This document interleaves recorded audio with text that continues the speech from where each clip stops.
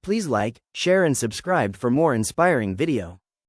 Hello people of God, welcome back to our leadership devotional and mentoring video series Disciple Like Jesus. Fishers of man, see, pray, go, the harvest is now. Nararamdaman mo ba na parang paulit-ulit lang ang buhay mo? Gising, biyahe, trabaho, uwi, paulit-ulit lang ang cycle.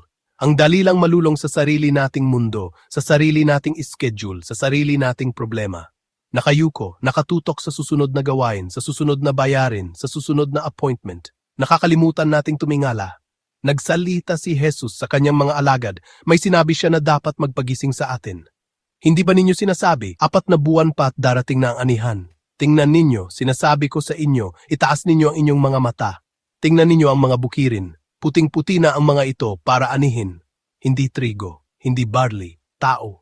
Isa sa pinakamalaking bagay na nagpapahinto sa atin ay ang pressure. Akala natin, nasa atin lahat. Pakiramdam natin, kailangan nating malaman lahat ng tamang sagot, sabihin lahat ng tamang bagay, at mag-isa nating kumbinsihin ang isang tao na sumunod kay Jesus. Pero hindi yan ang plano ng Diyos. Tiningnan ni Jesus ang pagod at nagkakalat na mga tao. Malaki nga ang anihin, ngunit kakaunti ang mga manggagawa. Kaya't ipanalangin ninyo sa Panginoon ng anihan na magpadala siya ng mga manggagawa sa kanyang anihan. Pansinin kung kanino ang anihan. Hindi ito ang ating anihan. Ito ay sa Panginoon. Siya ang may kontrol. Tayo ay simpleng manggagawa lamang na iniimbitahan niyang sumama sa kanya. Ang katotohanan ito ay dapat magbigay ng napakalaking kalayaan. Hindi natin trabaho na gumawa ng resulta. Ang trabaho natin ay maging tapat. Ipinaliwanag ito ni Pablo sa simbahan sa Corinto. Ako ang nagtanim ng binhi, si Apolos ang nagdilig, ngunit ang Diyos ang nagpatubo. Kaya't walang kabuluhan ang nagtatanim o ang nagdidilig, kundi ang Diyos lamang na nagpapatubo. Okay, alam na natin na handa na ang anihan at ito ay anihan ng Diyos. Pero ano ba talaga ang gagawin natin? Ang buhay Kristiyano ay parang ang komplikado dahil sa dami ng programa at inaasahan. Pero madalas pinapasimple ni Jesus ang mga bagay. Naniniwala ko na binibigyan niya tayo ng simple at paulit-ulit na ritmo na susundin, tingnan, manalangin, lumakad. Hindi ito formula, kundi isang pamumuhay. Ito ay isang paraan ng paglakad kasama niya araw-araw sa misyon na ibinigay niya sa atin. Nagsisimula ito sa tingnan.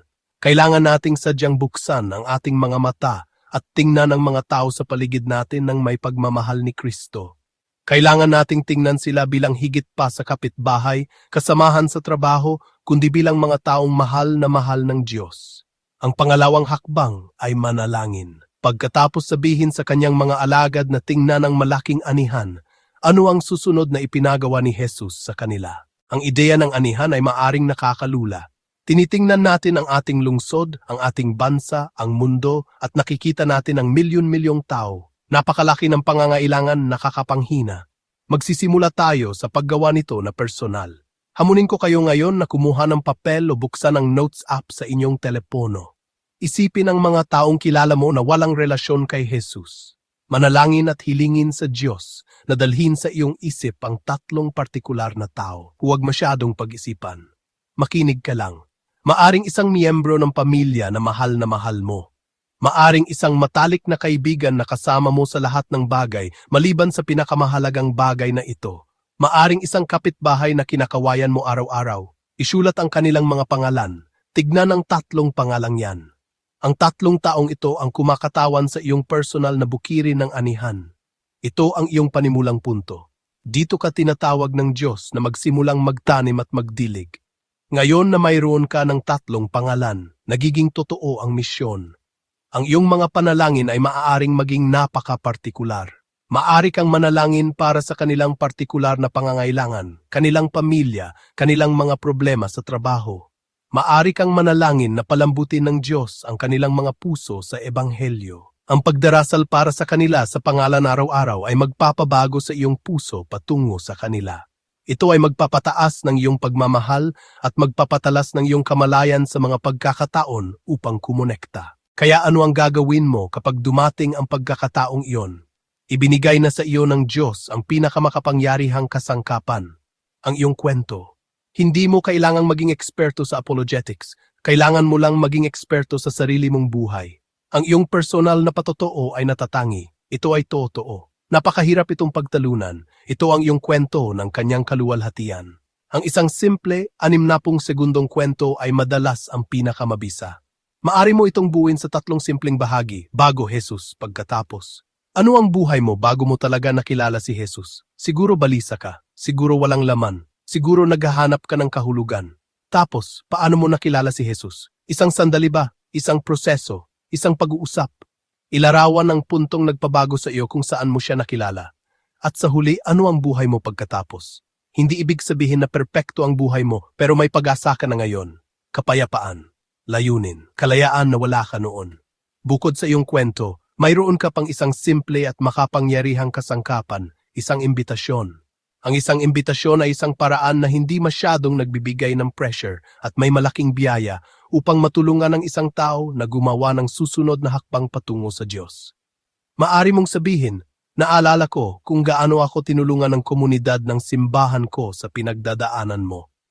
May mga serbisyo kami tuwing linggo at gusto kong sumama ka sa akin minsan. O kaya imbitahin sila sa isang mas maliit na setting. Nagtitipon kami ng mga kaibigan ko sa isang life group para pag-usapan ang buhay at pananampalataya. Gusto mo bang subukan minsan? Napag-usapan na natin ang pagtingin sa anihan, pag-unawa na ito ay gawa ng Diyos, at pagkaroon ng simpleng plano. Ngayon, oras na para lumipat mula sa kaalaman patungo sa pagkilos. Oras na para lumabas sa bangka. Ang pananampalataya ay hindi isang pasibong pakiramdam. Ito ay aktibong pagtitiwala na humahantong sa pagsunod. Gusto kong pangunahan ka sa isang deklarasyon ng pananampalataya ngayon. Sabihin ang mga salitang ito ng malakas kung nasaan ka man. Sabihin ito kasama ko, Jesus, naniniwala ako na handa ng anihan ngayon. Isa ako sa iyong mga manggagawa. Hinihiling ko na punuin mo ako ng iyong pagmamahal para sa mga tao malayo sa iyo. Alisin mo ang aking kawalang interes at takot. Durugin mo ang aking puso para sa kung ano ang nagdudurog sa iyo. Ipinagkakatiwala ko sa iyo ang aking 3 tao sa pangalan. Ipagdarasal ko sila araw-araw. Idineklara ko na mas mahal mo sila kaysa sa akin. Nagtatrabaho ka na sa kanilang buhay. Panginoon, bigyan mo ako ng lakas ng loob na maging iyong mga kamay at paa upang maging iyong tinig. Bigyan mo ako ng katapangan na ibahagi ang aking kwento. Bigyan mo ako ng katapangan na magbigay ng simpleng imbitasyon. Nagtitiwala ako sa iyo para sa mga resulta. Ito ang iyong anihan at ako ang iyong lingkod. Gamitin mo ako sa linggong ito para sa iyong kaluwalhatian. Amen. Ang panalangin iyan ang iyong pagtalaga. Ngayon, oras na para isabuhay ito. Narito ang iyong plano ng pagkilos para sa linggong ito. Una, ilagay ang listahan ng 3 pangalan sa isang lugar na makikita mo araw-araw. Ipagdasal sila sa pangalan tuwing umaga at gabi. Pangalawa, maglakad-lakad sa inyong kapitbahayan habang nagdarasal. Pangatlo, ibahagi ang iyong kwento. Maghanap ng isang pagkakataon ngayong linggo upang ibahagi ang bahagi ng iyong 60 segundong kwento. At pangapat, magbigay ng imbitasyon. Imbitahin ang isang tao ngayong linggo sa isang bagay, simbahan, iyong life group, kape, hapunan. Buksan ang pinto para lumago ang isang relasyon. Tingnan, manalangin, lumakad. Ang anihan ay ngayon. Tara na't kunin ito. Sumama tayo sa pinakadakilang pakikipagsapalaran ng ating buhay, hindi para sa ating kaluwalhatian, kundi para sa Kanya. Thank you for watching. Please like, share and subscribe for more leadership devotional video. Please comment if you'd like a DJILG t-shirt and we will PM you on how you can receive our t-shirt.